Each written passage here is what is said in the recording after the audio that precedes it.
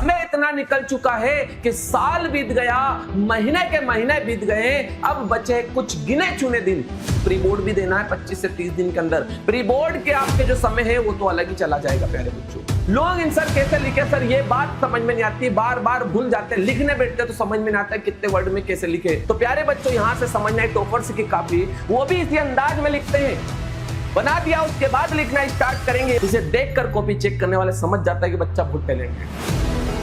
Hello मेरे प्यारे MP board arts के बच्चों, तो कैसी चल रही है आप सभी की तैयारी? बहुत बढ़िया? नहीं सर, क्यों? क्योंकि हमने बहुत समय व्यतीत कर दिया और बहुत समय निकल चुका है, अब समय नहीं बचा है। हमने सोचा था कि बहुत समय है, अभी तो समय है, अभी तो समय इतना निकल चुका है कि साल बीत गया, महीने के महीने बीत गए, अब बचे कुछ गिने चुने दिन। और उन गिने चुने दिन में भी समझ में नहीं आ रहा है कि सर क्या करे क्या नहीं करे। क्यों? क्योंकि कुछ ही दिन के बाद प्री बोर्ड है और प्री बोर्ड के बाद फाइनल एग्जाम है। लगभग 25 से 30 दिन ही आपके पास एग्जाम के बचे, दिन बचे, महीने हमने बिता दिए। हमने त्योहार मनाने में ऐसे ऐसे निकाल दिए कि हमें पता तक नहीं चला। और इस बीच आप लोगों की प्री बोर्ड भी देना है 25 से 30 दिन के अंदर। प्री बोर्ड के आपके जो समय है वो तो अलग ही चला जाएगा प्यारे बच्चों। तो सबसे ज्यादा यहां पर मेरे प्यारे एमपी बोर्ड आर्ट्स के बच्चों को जो प्रॉब्लम आती है वो आती है लॉन्ग आंसर लिखने में। लॉन्ग आंसर कैसे लिखे सर, ये बात समझ में नहीं आती, बार बार भूल जाते हैं, लिखने बैठते तो समझ में नहीं आता है कितने वर्ड में कैसे लिखे। तो प्यारे बच्चों इस वीडियो में मैं यही बताना है आप लोगों को, तो आप लोग जुड़े रहिए इस वीडियो में। लास्ट तक मैं आप लोगों को यही बताऊंगा कि लॉन्ग आंसर कैसे लिखेंगे। चाहे ज्योग्राफी की बात करें, चाहे भूगोल की बात कर ले, चाहे हम इतिहास की बात कर ले या राजनीति शास्त्र की बात कर ले, मैं तीनों के आंसर खुद लिख के बताऊंगा कि किस प्रकार से आपको लिखना है। तो प्यारे बच्चों जो चैनल पर पहली बार जुड़े हैं वो चैनल को एक बार सब्सक्राइब जरूर कर दे। और देखो यही हाल होता है कि जब नहीं याद रहता है तो हमारा यही हाल रहता है, बार बार ऐसे 3 घंटे निकल जाते हैं और हमारे क्वेश्चन छूट जाते हैं। और जिनको पता है कि लिखना कैसा है, जिनको पता है लिखना आता है, वो बच्चा लिखता है और फटाफट लिखता रहता है और अपनी पेपर कॉपी फटाफट करके कंप्लीट और बाहर निकल जाता है। तो मैं यही सिखाना चाहता हूं आप लोगों को, उसी अप्रोच के साथ आगे बढ़ाना चाहता हूं बच्चा, कि आप भी बहुत बेहतर कर सके। सर कैसे? सर मुझे बता दीजिए हम किस टाइप से आंसर को लिख सकते हैं, ये बात मुझे बता दी। जैसे हमने बात करी कि भूगोल का एक क्वेश्चन मैंने आप लोगों को ले लिया, और क्वेश्चन इसलिए लिया मैंने ये वाला क्योंकि बार बार पूछता है, बार बार हमारा एग्जाम में पूछता है। क्या है कि भैया जनसंख्या का क्या पूछ सकता हमारा, कि यहां से बार बार हमारा प्रश्न आता है कि क्या पूछा कि जनसंख्या के वितरण और घनत्व को प्रभावित करने वाले कारक हमें लिखना रहता है क्वेश्चन। तो हम कैसे लिखे सर, है ना? तो सबसे पहले आप लोगों को सभी को पता होगा कि जब हम उत्तर लिखते हैं या तो यहीं से हम लिखते हैं, लेकिन अधिकतर विद्यार्थियों का रहता है कि हम यहां पर डाल देते हैं कि प्रश्न नंबर डाल देते हैं कि यहां पर प्रश्न नंबर ये है, और प्रश्न के बाद इसी का डाल देते हैं कि यहां पर उत्तर है ना। ये उत्तर लिखा और यहां पर हमने गोल बॉक्स बना दिया। और यहां पर क्या लिखेंगे, सबसे पहले हमारा एक ही पॉइंट रहता है कि जनसंख्या वितरण और घनत्व को प्रभावित करने वाले कारक निम्न। एक लाइन यहां पर हमने लिख दी, क्या लिख दिया कि जनसंख्या वितरण और घनत्व को प्रभावित करने वाले कारक कौन से। क्या बात समझ में आई? इसके नीचे आप लोग क्या करना कि की पॉइंट्स, बेटा क्या याद रखेंगे, की पॉइंट्स हमें पता होना चाहिए। कि मैं सबसे पहले यहां पर आपको बता देता हूं कारक, मैंने यहां पर डाल दिया कारक। हमने बोला कि सर कारक कौन कौन से हमारे होंगे कि जो इसको प्रभावित करेंगे। तो सबसे पहले आपको की पॉइंट क्या याद रखना है बच्चा, ऐसा कैसा भी आप बना सकते हो सबसे पहले, जो कि आप लोगों के लिए रामबाण साबित हो सकता है। मैंने सबसे पहले लिखा कि यहां पर भौगोलिक कारक, क्या लिख देंगे, तो मैंने लिखा भौगोलिक कारक। सबसे पहले मैंने भौगोलिक कारक लिख लिया और भौगोलिक कारक को मैंने अच्छे से डिजाइन से ऐसे करके मैंने ड्रॉ कर दिया। ठीक है, अब भौगोलिक कारक हो गया। दूसरा कारक भी आपको लिखना है। दूसरा कारक यहां पर क्या लिख दोगे बच्चा, आर्थिक कारक। क्या लिख दोगे, आर्थिक कारक। मैं समझाऊंगा क्यों लिख रहा हूं आर्थिक कारक। आर्थिक कारक लिख देंगे हम। और तीसरे की बात करें तो हम बता देंगे सामाजिक। कैसा बता देंगे, यहां पर बच्चों को बता देंगे सामाजिक कारक। ये 3 चीजें हमने लिख दी। अब जनसंख्या की बात करें कि जनसंख्या कहां पर ज्यादा होती है, कहां पर कम होती है, कैसे हमारा प्रभावित होती है, वही चीजें सारी। देखो भौगोलिक कारक क्या हमारा है जो इसको डिस्टर्ब करेगा, कौन कौन से भौगोलिक कारक, जैसे हमारा नेचर में होता है जलवायु। जलवायु हमारा हो गया, तो मैं यहां पर जलवायु भी इसके अंतर्गत यहां पर नोट कर सकता हूं, ऐसे चार्ट के अनुसार बना सकता हूं कि यहां पर मैंने एक लिख दिया जलवायु। बात समझ रहे? मैं की पॉइंट्स लिख रहा हूं कि जलवायु कैसे, कि जहां की जलवायु अच्छी होगी, जहां पे जलवायु अच्छी होगी वहां पर लोग ज्यादा निवास करते हैं। जैसे कि आपको पता है कि मध्य प्रदेश की जलवायु ज्यादा है, जनसंख्या ज्यादा। उत्तर प्रदेश की हमारी जलवायु अच्छी है, वहां पर लोग ज्यादा। आप बताओ रेगिस्तान की क्लाइमेट कैसी है? क्या अनुकूल है? नहीं है। तो वहां पर लोग कैसे निवास करते हैं? कम लोग निवास करते हैं। जहां पर अनुकूल जलवायु है वहां पर ज्यादा। तो एक अनुकूल जलवायु हम लिख देंगे। और इसके बाद हम बात करें तो यहां पर मृदा बता देंगे, मिट्टी। मिट्टी जहां पर हमारी अच्छी होगी वहां भी क्या होगा, लोग ज्यादा निवास करेंगे। क्यों? क्योंकि खेती के संसाधन ज्यादा अच्छे रहेंगे, कृषि अच्छी होगी और जीविका अच्छी से अर्जित कर सकेंगे। बच्चा समझ में आ रहा है कि नहीं आ रहा है? फिर उसके बाद हम बात करेंगे इसमें कि जल, भौगोलिक कारण में एक जल भी, कि भैया जल ही जीवन है। आप लोगों को पता है कि जहां पर जल बहुत अच्छी मात्रा में, वहां पर जीवन बहुत अच्छे से व्यतीत कर सकते हैं। क्या बात समझ में आई? एक और यहां पर लिख सकते हैं कि भू आकृति। क्या लिख सकते हैं? भू आकृति। तो भू आकृति की बात करें दोस्त तो भूमि की आकृति बहुत महत्वपूर्ण हमारी हो जाती है। क्यों? क्योंकि भूमि की आकृति अच्छी होगी तो वहां पर लोग अच्छे से निवास करेंगे। जैसे कि आपको पता है कि पहाड़ी क्षेत्रों पर लोग ज्यादातर निवास करना चाहते हैं कि नहीं चाहते? पहाड़ी क्षेत्र पर ज्यादा नहीं, क्योंकि कठिनाई है। ऊपर सामान ले जाना, लाना ले जाना बहुत कठिन है। जहां पर समतल एरिया होता है वहां पर लोग ज्यादा निवास करते हैं। मैंने की पॉइंट लिखे हैं, की पॉइंट में आपके नंबर कहीं नहीं कटेंगे। आर्थिक कारण की अगर बात करें तो आर्थिक कारण हम बता देते खनिज। पहला हम की पॉइंट क्या याद रख लिया हमने, आर्थिक पॉइंट में खनिज। जहां पर खनिज संसाधन ज्यादा होंगे वहां पर ज्यादा लोग निवास करते हैं, क्योंकि श्रम ज्यादा होगा, रोजगार ज्यादा होगा। रोजगार के लिए दूर दूर से लोग आना स्टार्ट कर देते हैं। फिर उसके बाद हम बात करें तो यहीं पर की पॉइंट लिख सकते हैं नगरीकरण। क्या लिख सकते हैं? नगरीकरण में क्या होगा कि नगरीकरण कौन सा होगा? जहां पर स्वास्थ्य की शिक्षा, स्वास्थ्य हो, जहां पर शिक्षा हो, जहां पर रोजगार मिले, वहां पर नगरीकरण होना लगता है और लोग धीरे धीरे शहर की ओर बढ़ना स्टार्ट करता है। तो बताओ, नगरों में जनसंख्या ज्यादा होती है और गांव में हमारी जनसंख्या कैसी होती है? कम होती है।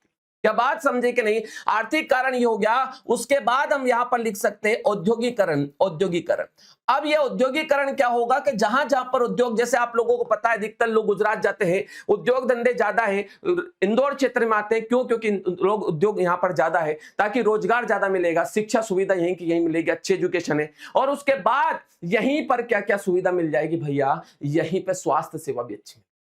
मैंने की पॉइंट्स लिखे, इसका मैं लिख के भी बताऊंगा। सामाजिक में बात करें, सामाजिक में मैं लिख देता हूं धार्मिक कारण। धार्मिक, धार्मिक क्या आप लोगों को पता है कि जहां पर धार्मिक स्थल है वहां पर जनसंख्या ज्यादा, जहां पर धार्मिक स्थल नहीं वहां पर अपनी कम। मैंने की पॉइंट्स लिखे प्यारे बच्चों। क्या लिखे? की पॉइंट्स। इस की पॉइंट्स को देखकर हमारा जो कॉपी चेक करने वाला व्यक्ति है, जो भी टीचर है, वो समझ जाएगा कि बच्चे को सब कुछ जानकारी यहां पर है। आप तीनों भी लिख लोगे ना, भौगोलिक, आर्थिक और सामाजिक कारण। अब सबसे पहले हम लिखना कैसे स्टार्ट करेंगे? तो सबसे पहले यहां पर लिख देंगे, या तो यहां से स्टार्ट करें या बीच से भी हम स्टार्ट कर सकते हैं। क्या लिखेंगे? भौगोलिक कारक। क्या लिखोगे? तो यहां पर लिखेंगे भौगोलिक कारक। भौगोलिक कारक क्या लिखेंगे भैया? तो बच्चा यहां पर सबसे पहले लिखेंगे भौगोलिक कारक। तो यहां पर भौगोलिक कारण हम हेडिंग डाल दिया, और हेडिंग डाल के, हेडिंग आप कोशिश करना ब्लैक पेन से डालोगे तो ज्यादा अच्छा रहेगा, और ब्लू से आप लिखना। बहुत बढ़िया और बहुत मजेदार कॉपी आप लोगों की दिखेगी, है ना? तो भौगोलिक आधार पर ऐसे लिख सकते हैं, यहां पर लिखेंगे भौगोलिक आधार पर निम्न भाग है जो प्रभावित करते। सबसे पहले हमारे यहां पर क्या लिख देंगे? सबसे पहले अगर मैं बात करूं तो बच्चा सबसे पहले यहां पर लिख देंगे हम जलवायु। सबसे पहले क्या लिखेंगे? जलवायु। क्या लिखेंगे बच्चा? तो यहां पर लिखेंगे जलवायु।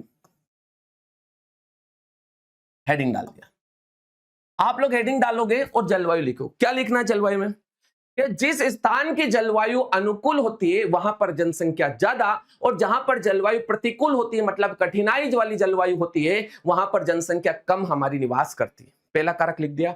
आपने बहुत अच्छे से लिख दोगे इसमें कि जहां पर जलवायु अनुकूल होती है वहां पर जनसंख्या ज्यादा, और जहां पर जनसंख्या कम होती है वहां पर जलवायु अनुकूल नहीं, वहां पर लोग हमारे कम निवास करते। तो ये भी प्रभावित करने वाला कारक। दूसरा पॉइंट ऐसा कैसे, यहीं पर हेडिंग डालोगे और लिखोगे भैया मृदा। मृदा में, मिट्टी में क्या लिखोगे कि जिस स्थान की, जिस भूमि की, जिस धरातल की हमारी उपजाऊ मिट्टी होती है, जहां पर कृषि आसानी से हो सके, जहां पर फसल का उत्पादन आसानी से कर सके, वहां की जनसंख्या अधिक होती है। जहां पर मिट्टी उपजाऊ नहीं होती वहां पर जनसंख्या कम निवास करती है। यहां से ये पॉइंट भी लिखोगे तो आपके नंबर बखूबी मिल जाएंगे। मैं पूरा लिखूंगा तो लंबा वीडियो जाएगा, इसलिए मैं शॉर्ट में आप लोगों को यहां पर जानकारी बता रहा हूं प्यारे बच्चों। ठीक है। उसके बाद यहां पर आप लिख सकते हैं भू आकृति। तीसरा पॉइंट अगर मैं बात करूं, यहां पर लिख सकते हैं भू आकृति। भू आकृति की बात करें रे प्यारे बच्चे, तो क्या लिखोगे भू आकृति में? तो आप यहां से लिखोगे कि भूमि की आकृति या धरातल की आकृति पर आकृति भी हमारे जनसंख्या का वितरण है। क्यों? क्योंकि आप जहां लिखोगे इसमें कि जहां पर पहाड़ी क्षेत्र होता है वहां पर जनसंख्या कम निवास करती है, और जहां पर मैदानी क्षेत्र होता है वहां पर जनसंख्या कैसे निवास करती है? अधिक निवास करती है। तो यह पॉइंट भी हमारा क्लियर हो जाएगा। समझ रहे हो? इस प्रकार से मैंने बस की पॉइंट याद रखा और मेरे पॉइंट याद हो गए। एक और भी हम लिख सकते हैं जल, है ना, जल भी लिख सकते हैं। तो एक हेडिंग और भी हम यहां पर डाल सकते हैं जल। तो जल लिखेंगे कि जल की उपलब्धता, क्योंकि जल ही जीवन है। जहां पर जल ज्यादा होगा, नदियां ज्यादा होगी, वहां पर क्या करेंगे कि बहुत अच्छे से जीवन यापन होगा, लोग ज्यादा निवास करेंगे। यह भौगोलिक कारण हमने लिख दिया। फिर उसके बाद यहीं पर लिख सकते हैं हमारा आर्थिक कारण। हेडिंग डालेंगे हमारा क्या? आर्थिक कारक। क्या डालेंगे? आर्थिक कारक। और आर्थिक कारक की बात करें कि क्या लिखेंगे सबसे पहले आर्थिक कारक में? आर्थिक कारक में बच्चे लिखेंगे नगरीकरण। क्या करेंगे? पैसा वैसे की बात करें, नगरीकरण नहीं लिखेंगे तो सबसे पहले मैंने हेडिंग डाल दिया खनिज। क्या डाला बच्चा? तो मैंने यहां पर हेडिंग डाला खनिज। पहला कारक खनिज। देखो आपको पता है कि हमने क्या किया कि जैसे झारखंड क्षेत्र में कोयले का सबसे ज्यादा उत्पादन होता है, तो वहां के क्या लिखेंगे कि जहां पर खनिज का उत्पादन सबसे ज्यादा होता है वहां पर बाहर से मजदूर लोग आते हैं और आकर वहां पर मजदूरी करना स्टार्ट कर देते हैं। अर्थात वहां भी जनसंख्या कैसी होती है? ज्यादा। जहां पर खनिज संसाधन होते हैं वहां पर मजदूर बाहर से आते हैं और बाहर से लेकर निवास करने लगते हैं, तो इसलिए वहां पर जनसंख्या ज्यादा होती है। फिर उसके बाद यहां पर हेडिंग डाल के अपन लिख सकते हैं दूसरा नगरीकरण। क्या लिख सकते हैं? नगरीकरण लिख सकते हैं। क्या लिख सकते हैं? नगरीकरण। और नगरीकरण में हम यहां क्या लिखेंगे बच्चा? कि नगरीकरण में कि नगर धीरे धीरे जहां पर स्वास्थ्य, शिक्षा और रोजगार की सुविधा होती हो, धीरे धीरे वहां पर नगर की ओर बढ़ जाता है। वहां पर ज्यादातर सुविधा होने के कारण जनसंख्या ज्यादा होती है। किसकी अपेक्षा? गांव की अपेक्षा। तो यही बात इसके अंदर लिखोगे और आपका आंसर हमारा बहुत बढ़िया आगे तक बढ़ता जाएगा। तीसरा पॉइंट लिख सकते हो यहां पर औद्योगिकरण। क्या लिख सकते हो? औद्योगिकरण। क्या लिख सकते हो? औद्योगिकरण।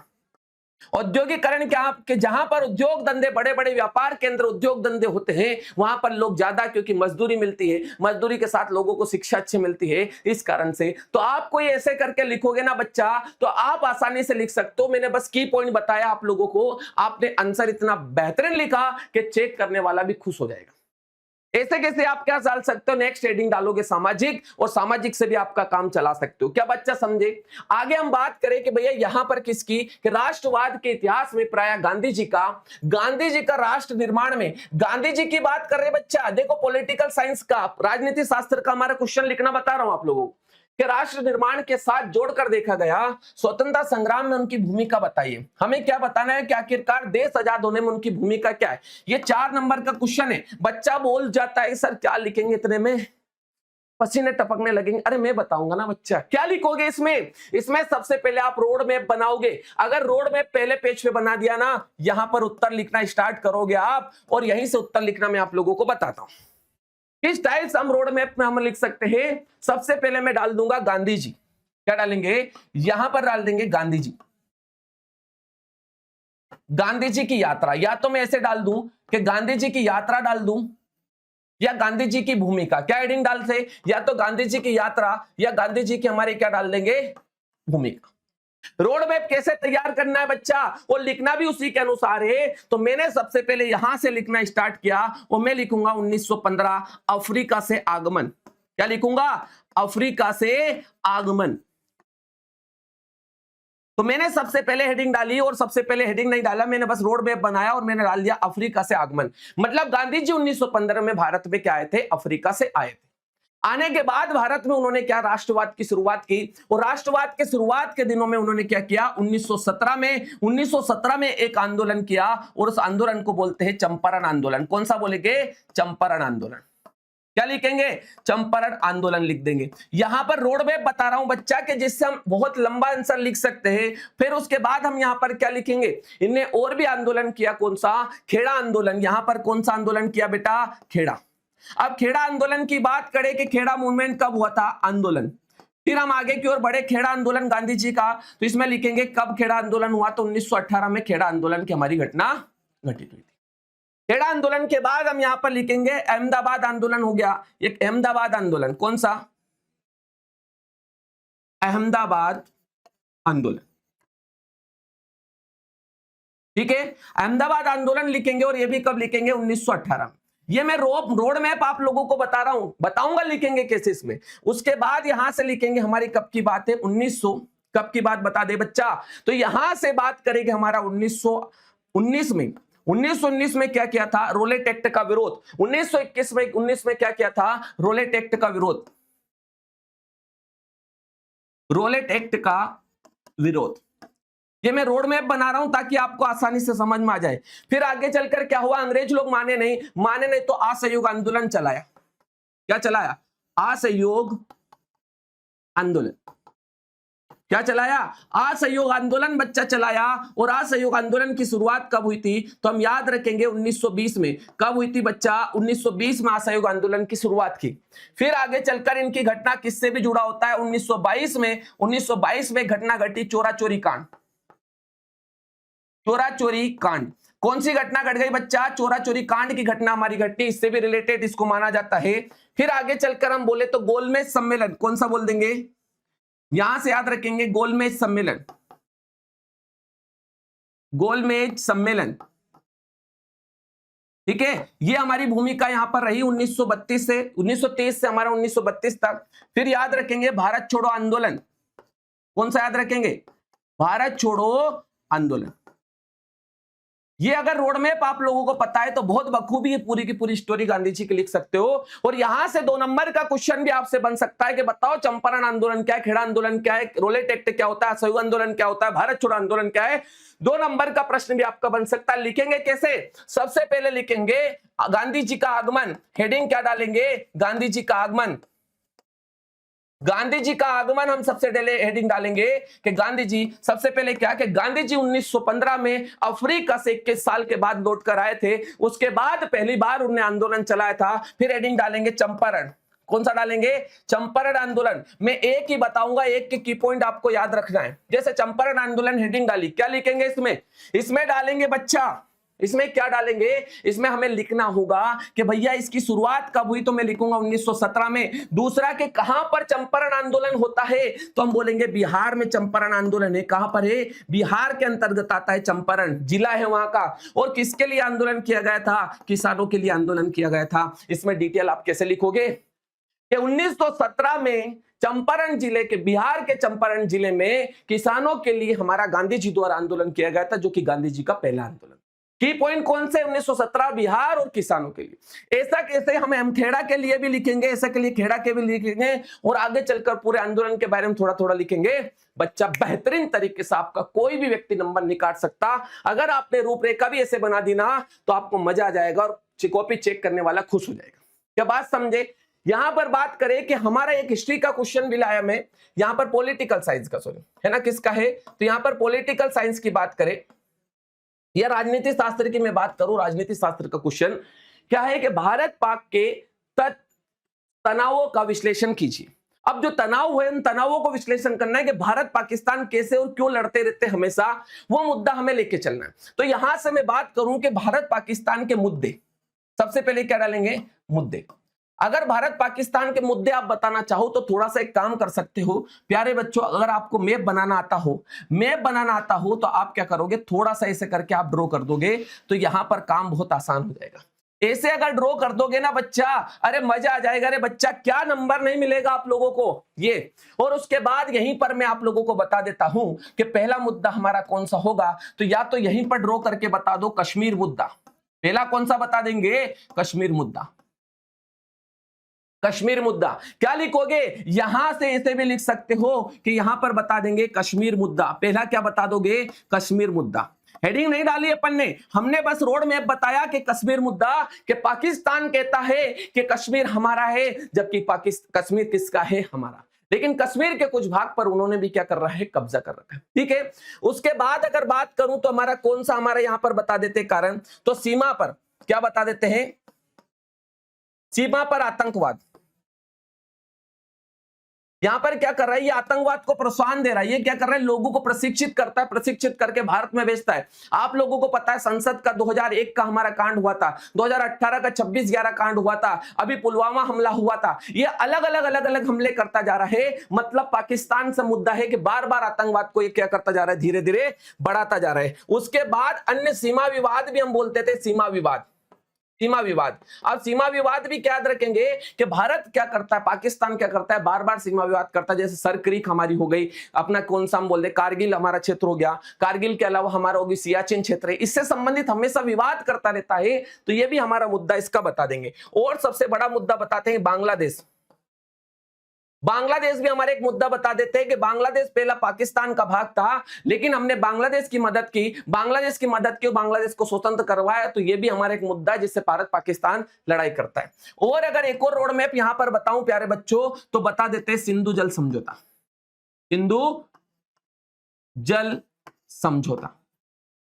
इस तरीके से आप रोड मैप अगर बनाओगे और उसके बाद पॉइंट टू पॉइंट जैसे हेडिंग डालोगे, कश्मीर मुद्दा, फिर सीमा विवाद, फिर ये और ये, तो आपको बखूबी और बेहतरीन नंबर मिलेंगे।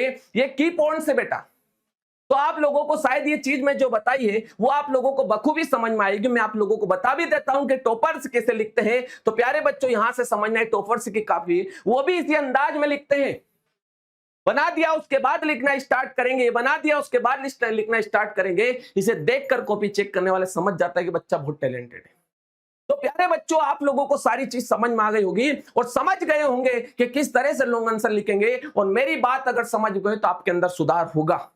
और ज्यादातर विद्यार्थियों की समस्या होगा कि भैया क्या होगा कि क्वेश्चन नहीं लिख पाते, और अब शायद लिख पाएंगे। समझे कि नहीं समझे? तो प्यारे बच्चों अगर बात समझ में आ गई तो चैनल को सब्सक्राइब जरूर करना। और भी अगर चाहते हो कि और भी वीडियो आपको मिले और अच्छा लगा हो कि भैया बहुत बढ़िया सर ने बताया, तो कमेंट जरूर करना। और भी अगर चाहते हो कि सर इस पर वीडियो बना दिया जाए, तो कमेंट्स जरूर करना दोस्त कि इस पर वीडियो बना दे। वो मैं आप लोगों के लिए लेकर आऊंगा। मेरा उद्देश्य है और संस्था का उद्देश्य है कि आप लोगों के हित में काम हो और आप लोगों को बहुत बेहतरीन रिजल्ट दे हमारा। ठीक है, तो आज की वीडियो में इतना ही। मिलते हैं नेक्स्ट वीडियो के साथ। सभी को राधे राधे, सभी को जय श्री महाकाल।